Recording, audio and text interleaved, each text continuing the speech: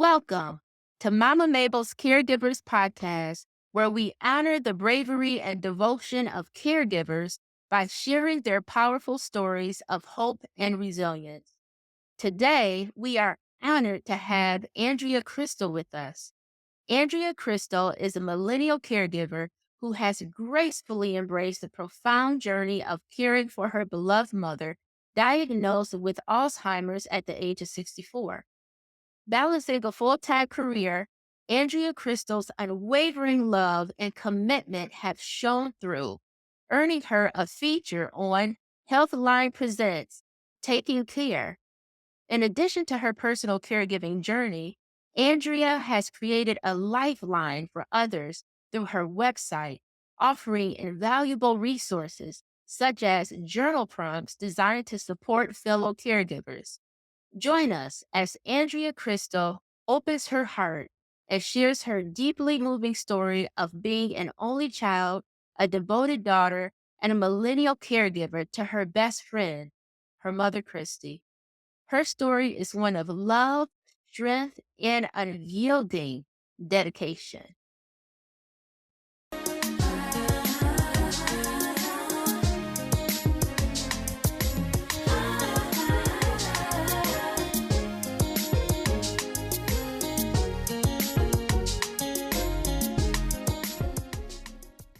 Hello, Andrea Krystal. Thank you so much for agreeing to be a guest on Mama Mabel's Caregivers podcast on today. Please tell us about yourself and please share your story. Absolutely. Thank you so much for having me. Super excited to offer any information or tidbits that can be supportive to this amazing caregiving community out here. I am a single millennial caregiver to my mama with young onset Alzheimer's. She was diagnosed with officially with Alzheimer's when she was 64. Prior to that, it was a mild cognitive disorder, but that turned very quickly into Alzheimer's. So after navigating long distance with her, because we did not live in the same city at the time, I did end up moving her in with me, and she's been with me ever since. And so we're just navigating what a partnership looks like. And, within this Alzheimer's caregiving journey, me navigating what I want my life to look like, how I want it to function, who I want to be as a caregiver, and how best to support my mother while also making sure not to lose myself completely, which is, I know a lot of caregivers can relate, and it's really hard to navigate that. And yeah, just kind of reframing life in general, because this disease makes it to where you have to reframe life, especially if you choose to be a caregiver where you're an active participant in the everyday caring of your loved one. So that's where life is right now. Okay. Can you share some of the memories you have of your childhood and relationship with your mother? Yeah, absolutely. So it was my mom's basically always been a single mother. My parents divorced really young. She really hard worker, worked in the same company for 30 plus years, very devoted to church. We were at church every Wednesday, every Sunday, and then multiple days in between. Or if we weren't at church, we were volunteering for something church adjacent, or we were volunteering. You're nodding your head like, relatable? Yeah, I literally feel like you're telling my story. That was the exact same thing for me. Every time those church doors open, Yep. Mama had me there. So Yep. yeah. So that was a lot of life growing up. We also volunteered at retirement homes. We would sing after church at retirement homes for elderly. We also volunteered at a residential home that housed adults who had disabilities. So we also worked there as well. If she wasn't at work, if it wasn't at her full-time job or church, which was like another type of job, then she also worked a part-time job as sewing boat sails. she would make those. Oh, Um, right.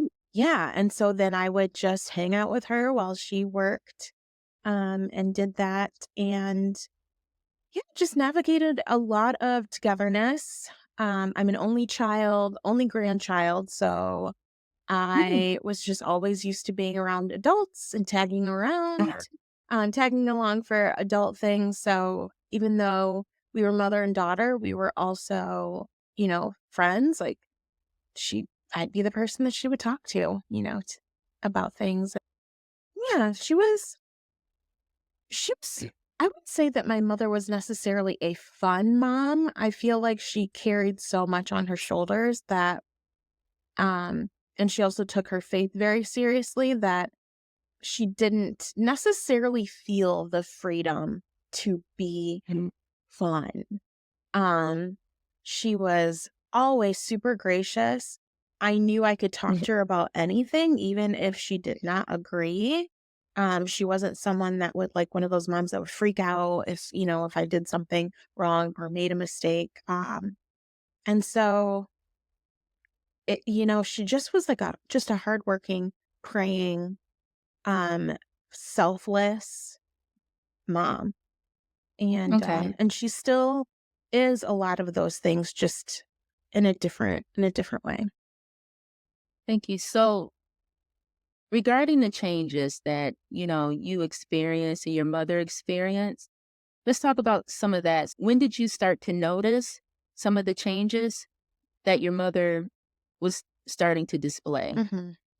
Um, Changes that I had noticed that I never attributed to dementia or Alzheimer's started with more so, changes in our dynamic. So being an only child, an only grandchild, I was accustomed to a certain level of attention, from my mother, and it started with, this may sound really silly, but it felt really big to me at the time, where she just stopped remembering my birthdays. She just stopped. And it was never like, a few days would go by. It was just like she just would not remember. And it hurt me because that was not typical. And then, and so I internalized it and just felt Mhm. offended and hurt. And then it went to, every conversation that we would have on the phone, um, was just very frantic, very, anxious. She would just be rambling off just like all of these worries and anxieties and, suspicions about people talking about her and blah, blah, blah. And this went on for like a year or more, where she would not ask a single thing about me on a telephone conversation, nothing. Yeah. I would just be on the phone and just would hear her just verbally vomiting, stresses and anxieties and fears. And it just was draining. Um, and that was not our dynamic at all. And even though my mom has always talked to me about things like that, it felt just all consuming, and it was so rapid fire, and it was like, "What in the world is going Mhm. on?" But again, I misinterpreted that, internalized it. I, didn't ask if there could be something different going on, because these changes were so weird. I just was like, Right, and "You don't you care didn't about you me." didn't know. No, I didn't know. I Right. didn't know. Regarding those level of changes that your mother displayed, Miss Kristi, did you talk to anyone about that? Did you talk with friends about that or any loved ones close to you, or was this just something you just internalized? I just internalized it. That is very a natural way of me dealing with things that are difficult, is that I'll just like internalize it. Okay. And I did it then. I don't think that I talked to anyone about that at all. Um, I Mhm. think partially because number one, the whole birthday thing, I'm like, oh, that's so silly. I felt silly even being upset about that at that time. And I'm like, I don't want to tell other people, like, I'm upset because my mom's been forgetting my birthday because it's so trivial. So I just kept it to myself. Again, I felt, um, a little bit of like embarrassment about being frustrated that there wasn't this reciprocal conversation happening anymore. And so I internalized that. I didn't want to express that. I just was like, it is what it is. Our relationship is changing for some weird reason. I don't know why. Like she's changing. I don't know if it's just because she's getting older or, what the case was. But yeah, I didn't talk to How anyone. how old were you when that began? Um, oh, that's a good question. I'm not quite sure how I'm 40 now and okay, so let's put it in perspective of her, I guess. She was diagnosed at 64 with young onset, and it was well before her retirement. She retired at 62. So I would Okay. say like late 50s. In hindsight, all of these things were late 50s. She wasn't even 60 yet. Okay. Okay. So you were probably in like late 20s or so. Late 20s, early 30s, around In that. my 30s, yeah. In my Okay. 30s. Yeah. Okay. Okay. And so you said that happened, that continued for about a year and a half, and hmm did it progress? Yes, it did. By the time there were a couple traumas that happened by the time my mom retired. My dad passed away from prostate cancer. My condolences. Yeah, he passed away from prostate cancer. I was his caregiver the last year of his life, and I moved him in with me at that time as well. Oh, And then my grandmother passed away suddenly. She was of age, but of amazing health, and it was mhm. surprising. There wasn't anything that indicated we all felt like she was healthier and more active than any of us were, but she passed away it was very quick. And so those two traumas, and it was only maybe 4 months apart that both of these deaths happened in our very, very small family. Mhm. So I do feel like those stressors really helped to kick things up. Because by the time she retired at 62, she partially retired because she needed to. She had been forgetting. She was a sewer professionally, forgetting stitches that she had done for like 30 years. She was um forgetting like when she was supposed to be at work, which was basically the same time every time, or forgetting, overtime, just all kinds of stuff. And she was starting to um coworkers were noticing it, and it was starting to become an issue. And so at that point, just before she retired, we had her retirement party. She had confessed that there had been a time where someone had asked her what my name was, and she could not recall at all what my name was. Mm. And she was just like crying because she said that she lied and made something up. And she's crying. She's like, what kind of mother, forgets her daughter's name? And at that point, she was having issues driving. She would get lost. Things would look unfamiliar in a town that she lived in her whole life. So they really started to amp up toward her retirement. And you can also see she had at that point lost a significant amount of weight. And then COVID hit, and then she progressed Mm. even more with that Okay. isolation. So during that time, when did she go to the doctor? So I would say I had her evaluated by her PCP, and Okay. she still at that point was could hide it a little bit and like lessen, how it didn't seem as exaggerated as I was explaining it to be. And so they're like, Okay. she there is some memory issues, she definitely isn't as sharp as maybe other people her age are, but there's nothing concerning. And I'm just like, I knew like she's downplaying, or I'm telling you what's going on. Like I'm not making this stuff up. And Okay. so it took a little bit. It took a lot of me advocating and pushing, because her PCP wasn't necessarily keen on sending her doing a referral to a neurologist, because she was just like,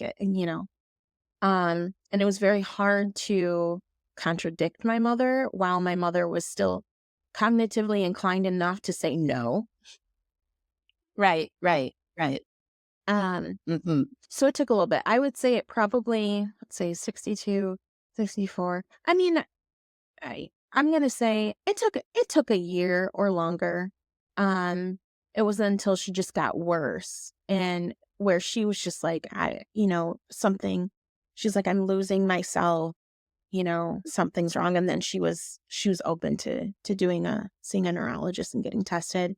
And I advocated and said, basically, I was just like, I'm not asking for a referral. We need a referral. That's great that you said that because to our listeners, it's very important that you advocate because if you don't advocate, there's a chance that certain signs, et cetera, can be missed Yeah, and it can prolong your experience.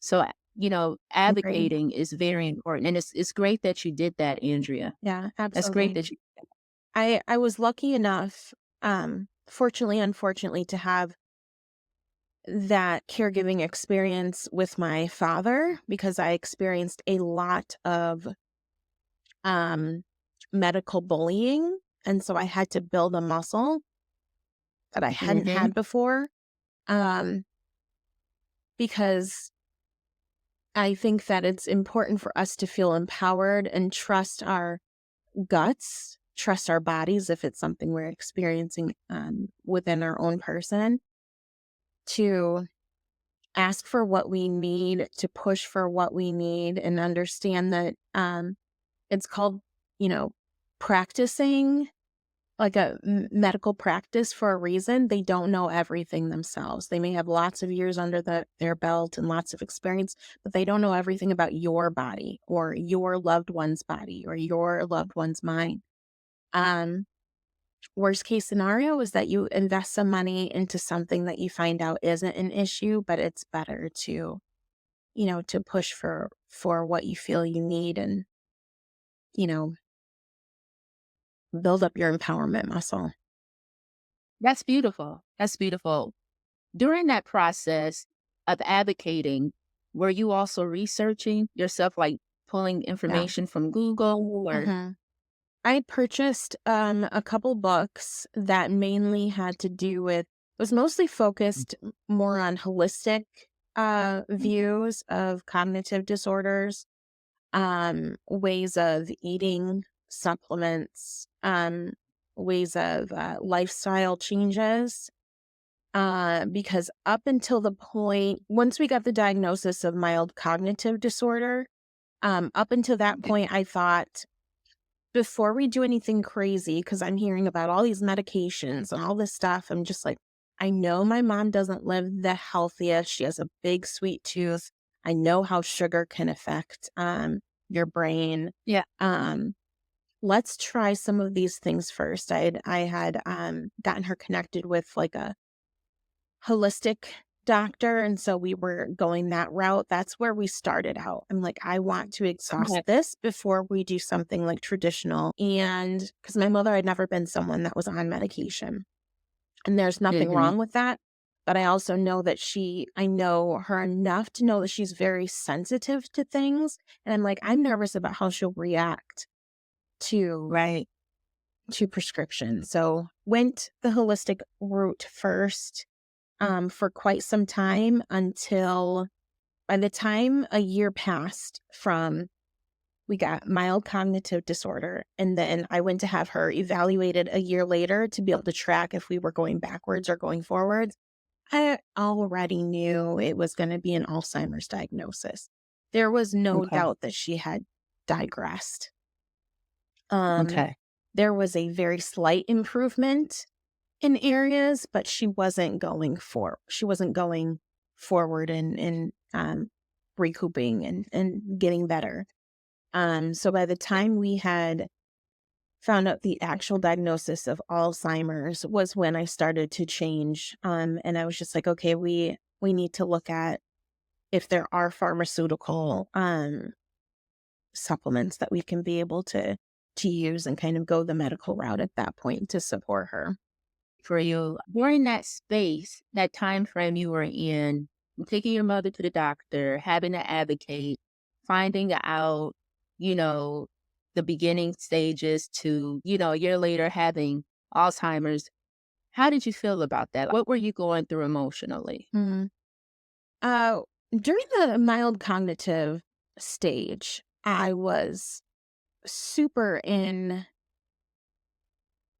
I was very resistant. I was frustrated. I was very easily frustrated. I was impatient. I was learning a totally different dynamic with my mother. It was Mhm. very, very hard. I also internalized so much because I was taking a unhealthy level of ownership for her health that put me in the driver's seat as if I had any control and I didn't.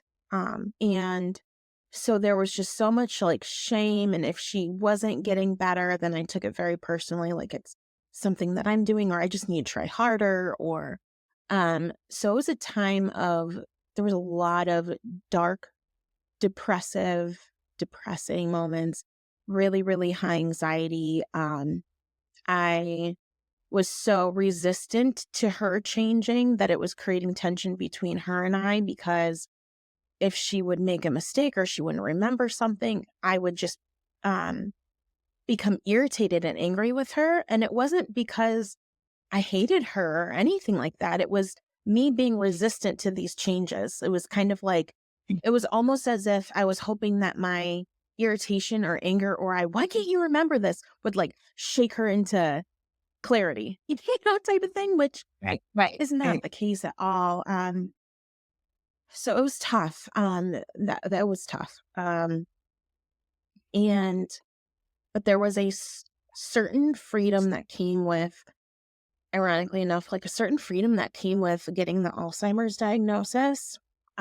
When we got the diagnosis, I remember we went and we sat in the car in the parking lot, and I wasn't 100% sure if she understood what transpired. That whole conversation between the neurologist and us about basically, she's gotten worse now. She is young onset at this point. And Mhm. so sat in the car for a minute and I just asked her, did what do you think about that appointment?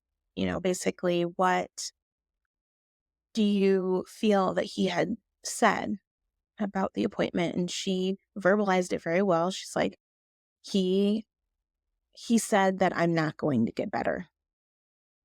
Mhm. And she just broke down crying, and I did too. And one thing about my mom is that she has always been the type of person that let me feel, whether it's anger, Yeah. sadness. Mhm. And so this was the first time that I had ever heard her say this, but she was holding my hand. She looked at me, she goes, I'm gonna need you to be strong. It was really at that moment that things sunk in that life is changing. Yeah. Everything's like this.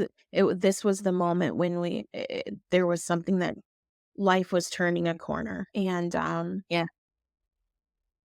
it the even though it was the saddest, most kind of like I can't believe that this is really. I knew it, but to Mhm. hear it and to see the results, it's just like, ugh.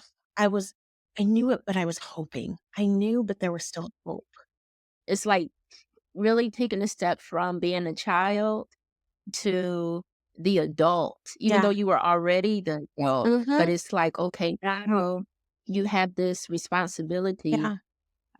as adult. That's, what you just shared was just very beautiful, and I resonate with that. I'll share this with you and the podcast family. So my mother was in the hospital, and she kept having issues with blood clots and the doctors in her lungs. So they Mm. said, Mabel, you're going to do some tests to see what's going on. And when my mother was in the hospital, she called me and she told me that she was diagnosed with breast cancer.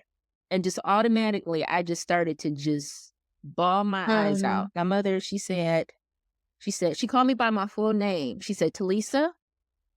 And I said, yeah. She says, don't cry. She said, I need for you to be strong. Mm. And she said, I just don't want to feel responsible for having to cheer anyone else up Mm. while this is happening to me. Mm, And from that point on, I told her, okay. But to your point, when things happen like this and your mother is telling you, hey, you know, I need for you to be strong.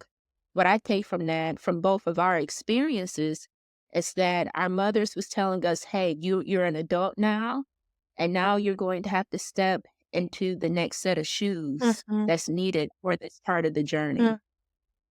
So I want everyone to know that's listening that, you know, if you are the child that's taking care of a parent, or you're entering the realm of being a caregiver, know that this is also a part of it. So thank you, Andrea Krystal, for sharing that. yeah, absolutely. I love that thank you for sharing, a part of your experience with your mom. That's so interesting where it's, very similar in, the call to action that our mothers gave us. And it's a beautiful thing to have your mother entrust you with that. And, Yeah. and it's also equally hard because that's a heavy burden to be asked to be strong for someone else while you are falling apart. But really, you're both doing that. You're both falling apart. Mm. You're both feeling the Yeah. heaviness and the sadness and feeling a loss. But it's just different when you have to shift your energy from, even as an adult, you still need your mother. You feel this need, depending on the dynamic of the relationship. You still need them. You still look to them for so much. You still hold them to this motherly expectation, all of these things. And so it completely deconstructs the identity of this person who has been cemented in your life since birth. And in turn, you question, like, who am I now? Who am I now in this relationship? Who am I to be? How am I to be now?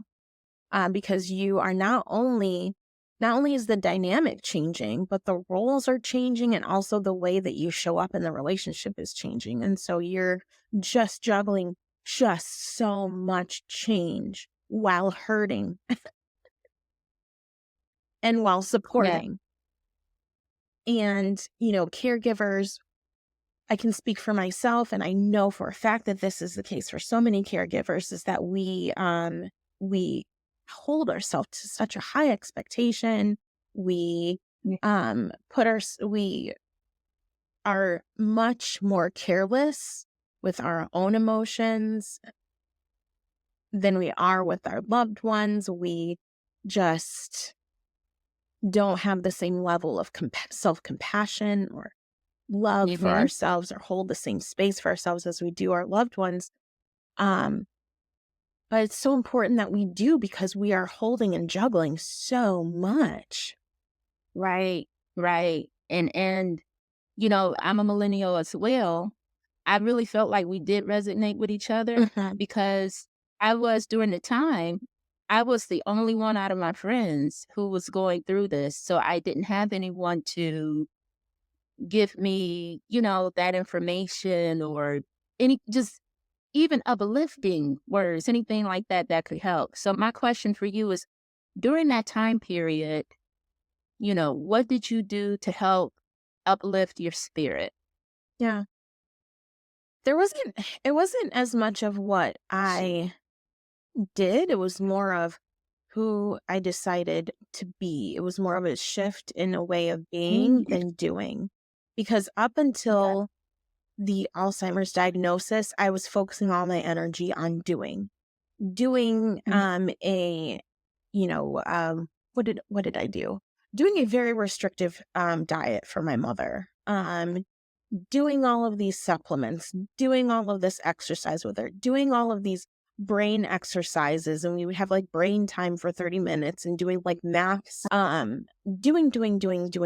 doing. And I was exhausting myself.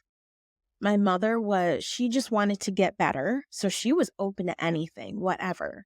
Um, but when we got the diagnosis, then I was just like, okay, I did all of these things, and this is still the result that we got. So I'm not in control. There's nothing that I can necessarily do to change this. So now I want to shift my way of being. I want to be a space for her to hurt when she needs to hurt, to cry when she needs to cry. I want to be someone that she can trust with expressing when she's sad, when she's angry, when she's frustrated that she's losing herself. I want to be that person that she knows she is safe to have all of her feelings with, whatever they may be. And I want to, more importantly to me, was I want to be the person and the space that she enjoys life with. Because even though we were dealing with this hard, heavy, scary, unknown, unpredictable thing, I didn't want that to suck the life out of life, because I Mm. knew that there was the potential for that. And I knew that at some point things would get really, really, really heavy. Did I know when? No. Did I know how that would look? No. But I knew eventually it would. So I was like, all we have is right now. Right now, we're able to enjoy life, to have fun, to be playful, to explore. And so that's what I really wanted to focus on. And that was even though there was a turning of a corner when it came to, okay, life is changing. There's no doubt about it. But it was also, okay, I did so many things and I still wasn't able to change her or heal her. So now I'm going to come from a new place of being, and it's going to be, let's enjoy our life together and let's do this life together. And Oh, wow. So did you come to that conclusion on your own, or did you talk to some friends, or did you have therapy to get there? How did you come to that realization that this is going to be your next step? I was, again, I feel like it was such a God thing, honestly. There were so many things happening that got me to a point to where I was ready to give, I guess you could say, I don't know, give my life to someone else. I was ready to give and share my space with someone else. I had mentioned earlier that I was doing support for my mom long distance at a time, because um be not long after our tragedies and what have you in the family, I accepted a job where I transferred to another city that was like an hour, 45 minutes away. And then COVID hit. And Right. so there was a lot of distance and navigating that distance there. And I've always been more of I consider myself an ambivert. When I'm with people, I love them, but I'm extremely exhausted by them. I then need my time to recharge, my time that yeah, like my favorite time is what had been when I was alone. That's like when I'm loving life the most. That's how it used to be. And so I was now isolated in this small little town that was also locationally isolated. And I thought I Mhm. would do fine, and I was not doing fine. I was away from Mhm. friends. It was, at my age, a lot of my friends, most of my friends have family, children. Us being able to just get up and just meet, or them come to me, was just like not possible. So there were so many gaps that I was missing, and so many things I was going through internally of just feeling alone and lonely, which was not a typical state of being for me, that by the time my mom got her diagnosis, I was just like, I'm ready to not be alone. I'm ready. I wanted her. I was not afraid of having her live with me. I was not resistant to her living with me, even prior to obviously, as an only child, you always kind of know it's going to be you. You Mhm. don't know what that looks like, and there's not much of a way to prepare for it, but I always knew that that was going to happen. I remember intentionally through my late 20s and early 30s, because I've always been kind of like a morbid thinker. I was always thinking, even in those moments, like, I really want to live my life and enjoy now, because I know I'm going to end up being stuck with my mom. Sounds terrible, but that's what I was thinking as Right. a 20 something. As a 20 something, I'm like, I want to enjoy and travel now because I know Right. it's just Right. me. I'm an only child, only Hmm. grandchild. So my people are going to be looking to me as the youngest person to take care of them. And so Right. I want to live my life now. Um, so by the time the Alzheimer's came, I was ready.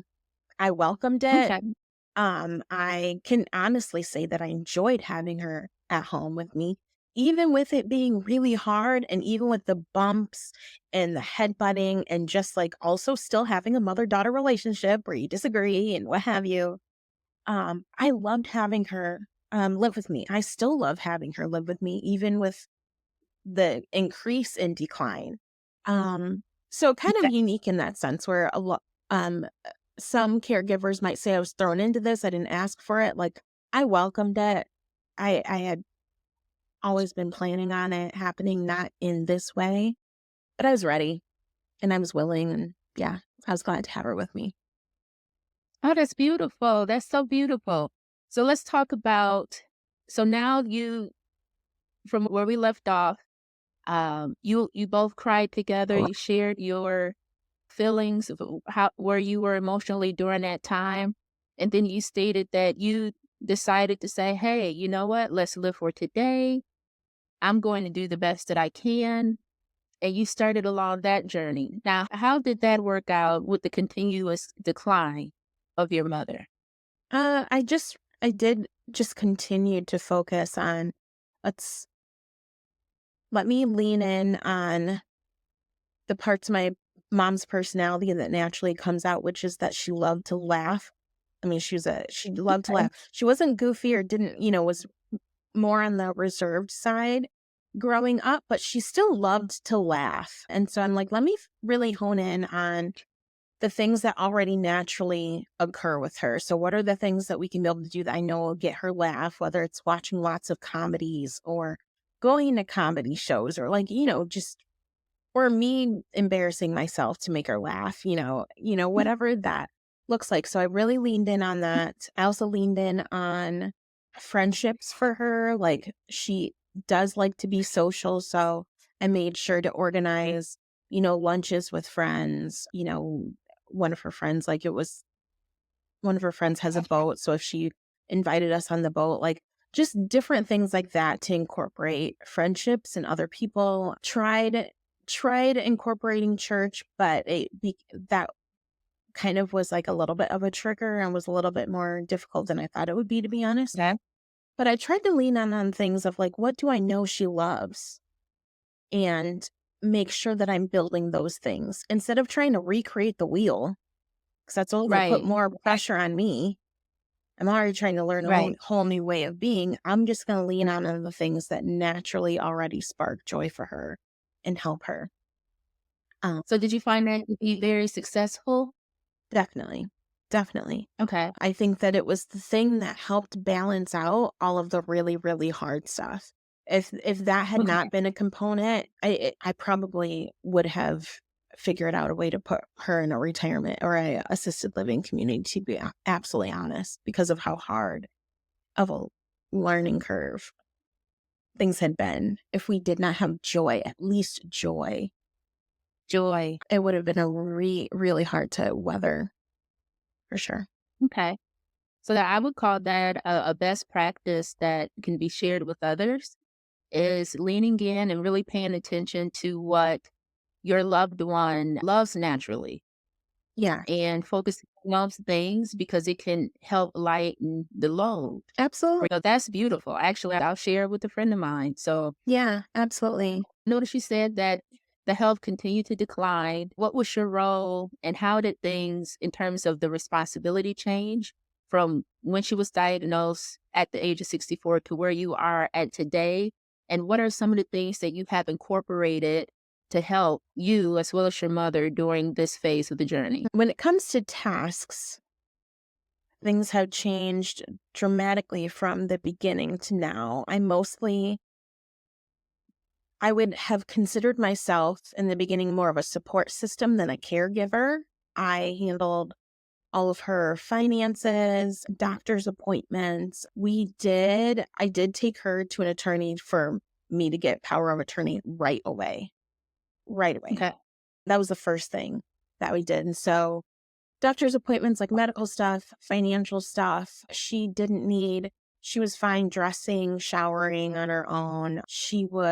I started doing the cooking because there'd be some gamey stuff when it came to microwaving things for too long. And then there would be like a little fire or something like that. So I started doing more cooking stuff for sure. I was doing all the cooking, but she loves to clean. So she would do all the cleaning around the apartment, sweeping, vacuuming, wiping down stuff. She'd even go in my room and tidy my room up. She's such a mother. And I would purposefully leave my bed unmade and leave things kind of out. Sometimes I would stage stuff to give her stuff to Okay. do because I was working full time and I wasn't working from home. Being a working professional, let me ask you this, because I was a working professional, still am, but definitely was when I was taking care of my mother.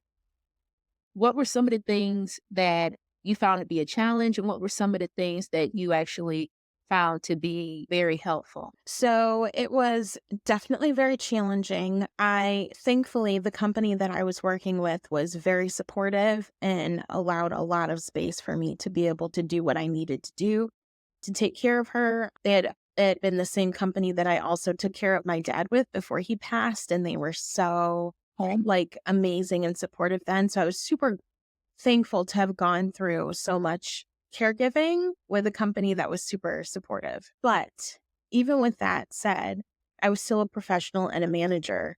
And so there was always this level of guilt when I had to leave early or when I had to come in late because she would be crying because I was leaving and she didn't want me to go, or I needed to go home because I called her on my lunch break and clearly she was in distress. And so I needed to go. Like all of these different things, there was a lot of guilt around that. There was a lot of guilt about me being at work and just struggling to be mentally present when she would call me and I'm trying to coach her through things and she was obviously upset. And so then I'm upset because I wanted to be there with my mother instead of being at work. But it was really, really tough. I had a position to where, and I was able to, I would bring her in to work with me. So she would sit at my desk on the other side and I would have her shred paper while I worked. I would bring her to work events with me and have her help me set up. I incorporated her as much as possible because I had to. Honestly, I didn't really have much of a choice. And it worked out. And I think all of those things honestly helped keep her like from progressing quicker because she was always around different people. I was always keeping her active in one way or another. Well, there was working Mhm. out. There came a point to where I did enroll her in an adult daycare facility one or 2 days a week, I think we were doing. So then she would do kind of half days there. I would bring her there, and that was good for her too until toward the end of our time there. But I think that it was hard for me, but there was aspects of it that were good for her. Like the fact that I wasn't there all the time to do everything for her because I would have done that. Yes, I would have done a lot more for her, but Yeah. she had to still be a level of independent because I had to work and couldn't be at home all the time, which I think helped keep her mind sharpish for longer. So yeah, all in all, and add on top of it that it was just her and me all the time, just her and me. Like she was my friend. I didn't have any friends in this town that I relocated to. I just had work and Yeah. I had her. So we would do everything together and have a lot of great memories, lots of beach days in the summer. And I look back on those days, which weren't even that long ago, and I miss them because she's so different, even Mhm. just that quickly now. And our relational dynamic is so differently now. And I'm like, man, I thought those days were hard. And now I'm looking back to them as fond memories and.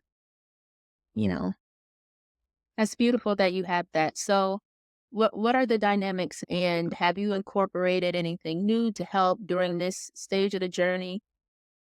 And how are you feeling? Yeah.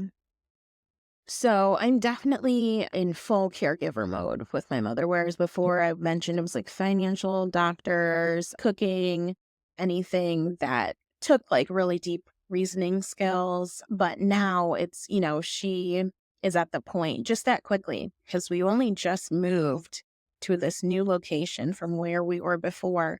It'll be a year in October. And so just that Mm. quickly things have progressed. She doesn't make much sense a lot of the time. She has lots of words jumbled. She just doesn't make much sense. Whereas before, she would confuse some words or she would, it's just totally different now. She's still verbal. She just doesn't make sense.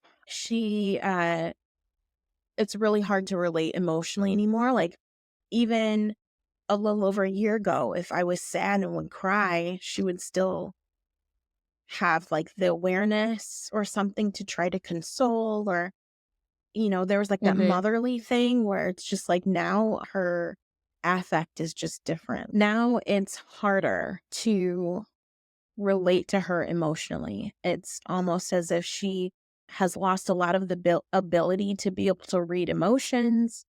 We have lost so much of that mother-daughter relationship.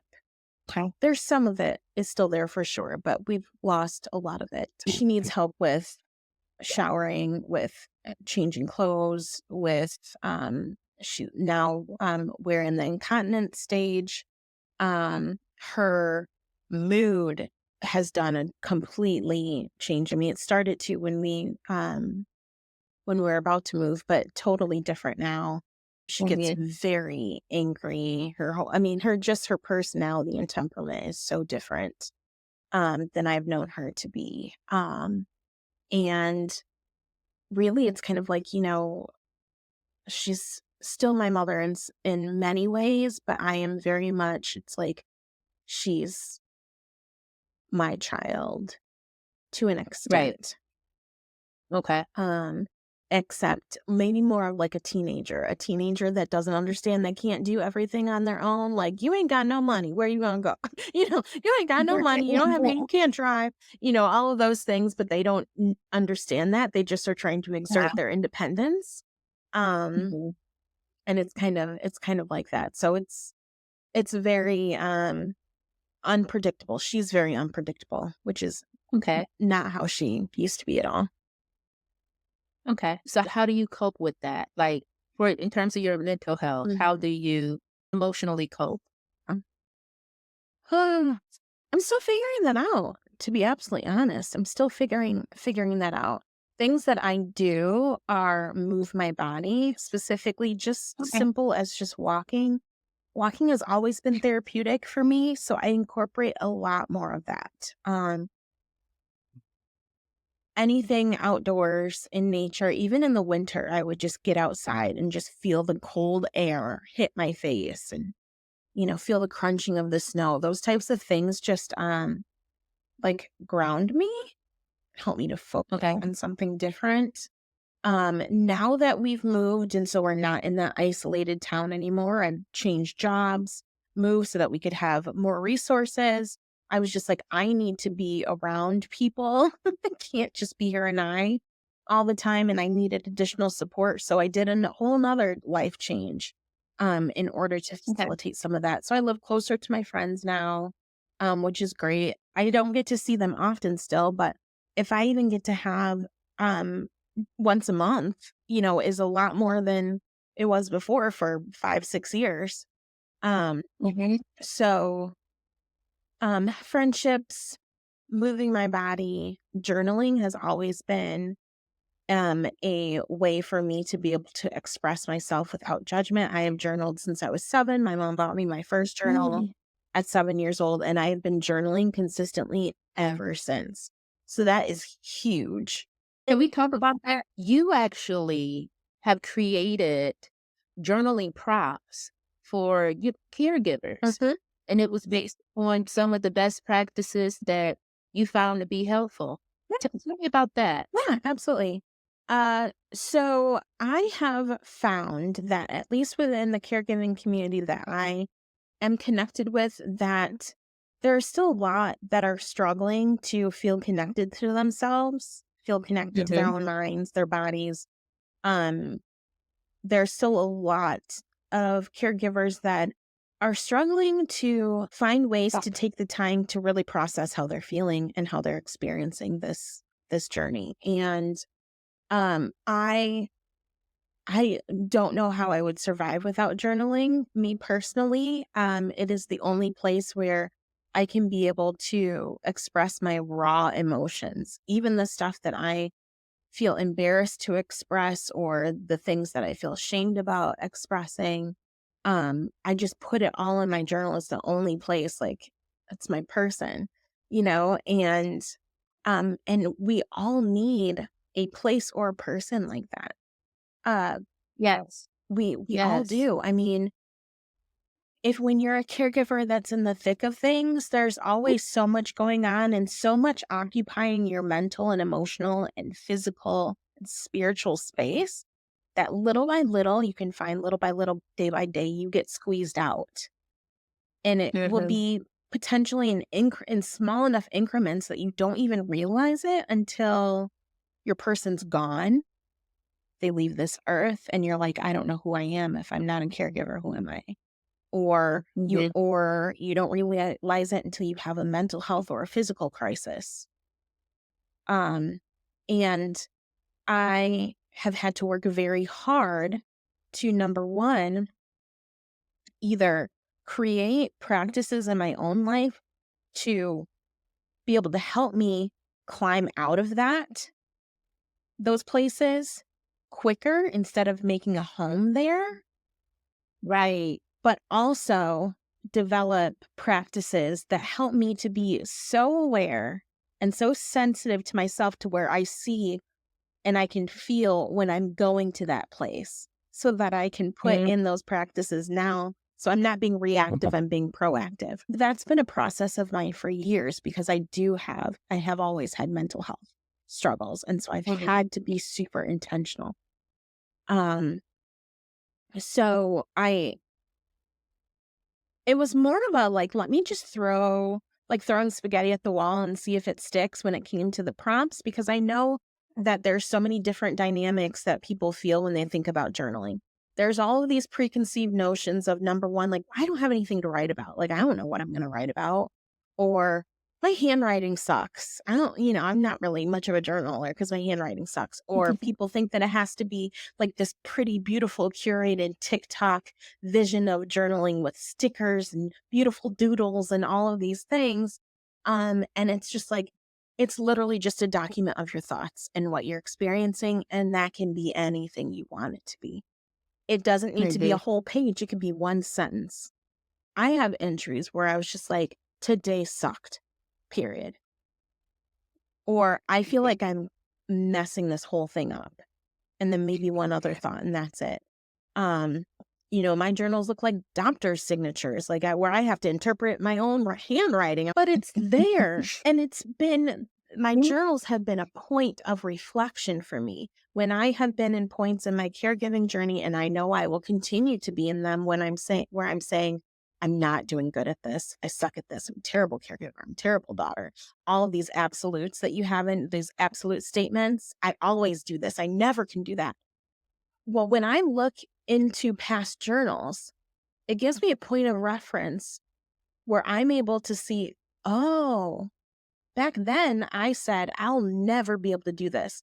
But today, even just today, I navigated that very thing that I said I'd never be able to do 2 years ago. Now I have a point of reference of growth. Right. Now I Right. can't be stuck in that I can never, I suck, I'm terrible. No, you had a sucky moment. Don't Mm-hmm. let that overshadow all of the growth that you've had, and this is the proof. And that's when it was like, for me, I was just like, if I can just help people get started with journaling, um, and prompt their thoughts so they don't have a reason to say, I don't know what to write about, then maybe I can help people build their own caregiving library where you get to have this timeline of your growth and this reflective process that a lot of caregivers, I truly believe, don't have because you're so in the thick of it that you don't feel the space to even have permission to pause and recognize how you're feeling, recognize what's going on. And so Right. that's kind of the gift that I was hoping and wanting out of these journal prompts was to get people out of a place of feeling like there is a reason not to journal. Right. That's awesome. That's awesome because you have taken your personal experience and you found what has been very helpful for you, a best practice for you, but you didn't stop there. You didn't say, okay, well, everyone else figure it out. Mhm. I'm just going to hold on to this for myself. Instead, you took that same idea and you thought about others and you created a website for people to be able to obtain those journal prompts that you have. To the podcast family, as well as the social media podcast family, I'm going to make sure that everything Andrea Krystal has discussed in terms of her social media handles and even her website is listed in the description. So you will easily be able to find this information that will be very helpful for you during your journey as well. My last question is that the stage that your mother is currently at right now, I know you're still taking care of her full time. Mhm. Have you solicited more help with that, or are you still taking on everything? Yeah. So I did solicit more help. I connected with the Alzheimer's Association as a basic, as the first point of contact to find out what resources were in the area that I was living in. And so they Okay. became apparently there it's almost like you get like a caseworker kind of, and they can help give you resources on places to connect with. And for the first few months, number one, I moved in my aunt with me for additional support. Um, and so also helping to like help her navigate a new way of life as well, because it's Okay. different. You know, she's learning a new way of relating to her sibling. Um, but so she's been here because I was still working full time in a very, labor heavy job. So she would help a lot during the day when I was working. So that's a level of support. And then I did eventually hire an in home caregiver through a agency. Okay. And for just a couple days a week and then one Saturday a month so that I could be able to have something, make weekend plans. So that has not gone well. It's not gone well. So it has honestly it's been a lot more of a headache and a stressor than necessarily a Mhm. support. So navigating finding the right fit for that. Still Right. navigating that. Unfortunately, I bet a lot of caregivers that will hear this, if they've also tried in-home care, they probably have had similar experiences. It can be a little bit of a nightmare finding people that want to actually work and truly be a support. That's a whole nother podcast episode right there. Um, Right. but me attempting to get support, and not do it all on my own has absolutely happened since moving and having more access to resources. Um, Yeah. that's Okay, some that's great. And what I will tell everyone from what I'm hearing, you say is don't be afraid to reach out and tap into resources that are needed Mhm. for your loved one as it pertains to, caregiving. Yeah, absolutely. Because, I mean, when you decide to take this on to be a caregiver, I mean, there's two options. And you said it yourself, like you put your loved one in a home or in a special place, or you can Mhm. decide to take it on. And you decided to take it on, full speed head on. And that's something I did that too. And in doing that, learning about resources that exist for you and not being, afraid to tap into that. And also, if you're not happy with that resource, don't be afraid to let that go. Mhm. 'Cause we don't have the nonsense and Mhm. carrying on. These are our people. These are Mhm. these are our loved ones. So you know the type of Yeah. service that you're expecting to have. So if you're not getting that, don't hold on to something you're not happy with, and don't be afraid to continue to look until you Absolutely. obtain exactly what you desire for your loved one. Absolutely. And, Yeah. and sometimes Yeah. when it comes to that barrier for getting help, it may not be necessarily like, don't be afraid. It might also be like, don't allow your pride to get in the way, or your um just don't let your pride or your ego get in the way. If you need help, it's not a reflection on if you're strong enough or not strong enough. Your greatest strength is recognizing that you are human and that you are allowed space to be that human apart from caregiving and your loved one. And getting support allows you to do that. And you are worthy of doing that. Yes. Yes. Yes. I love that. Andrea Krystal, it was a pleasure to have you on Mama Mabel's podcast. Thank you so much for Thank being a you. guest and agreeing to share your story. Please share with the podcast family your social media handles, as well as, of course, your website. Yeah, so you can find me everywhere um, on social at It's Andrea Krystal. And then my website is just andreakrystal.com. Awesome. And again, I will make sure that I list this information that she just shared with you in the description so you can easily find it as well. Thank you again. Thank you so much.